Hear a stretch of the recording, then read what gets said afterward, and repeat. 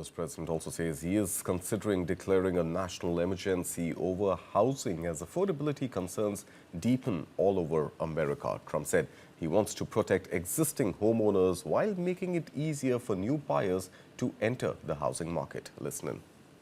Considering a national emergency over housing? I'm looking at it. What would that look like? What would that mobilize? You know, there's two thoughts on housing.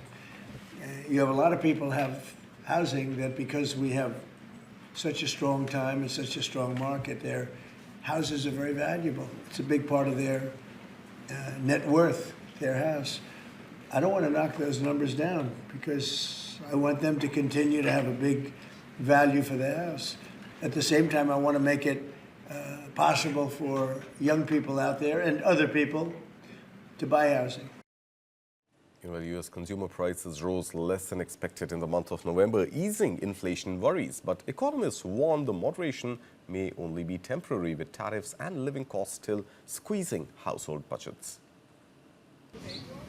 U.S. consumer prices increased less than expected, according to a report from the Labor Department Thursday. Its consumer price index rose 2.7% from a year earlier in November, well below the 3.1% forecast of economists polled by Reuters. The moderation is likely due to technical reasons related to the record-long government shutdown, which prevented the collection of some data. The government also canceled its report on consumer prices for October due to the shutdown. The timing of the data collection for the November report may have led to a lower reading as well. It occurred later in the month, when retailers offered holiday season discounts. Economists expect an acceleration in prices in December. President Donald Trump's sweeping import duties have raised prices for many goods. However, the tariff pass-through has been gradual as businesses work through inventory accumulated prior to the trade policy tightening and also absorbed some of the taxes.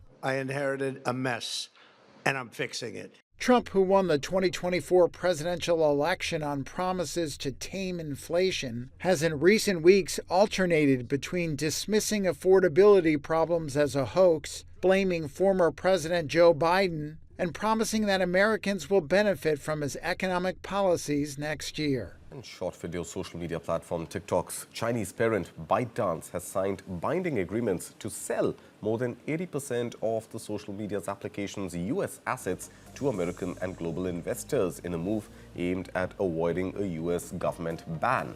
According to reports, the U.S. joint venture will be 50% held by a consortium of new investors, including Oracle, Silver Lake, and MGX, with 15% each.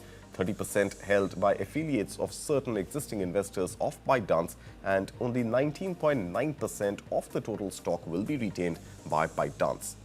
Now, TikTok CEO Shouzi Chu told employees the deal brings the app closer to resolving years of uncertainty over its future in the United States, where it has more than 170 million users. The agreement follows a plan unveiled earlier this year that met U.S. disinvestment requirements.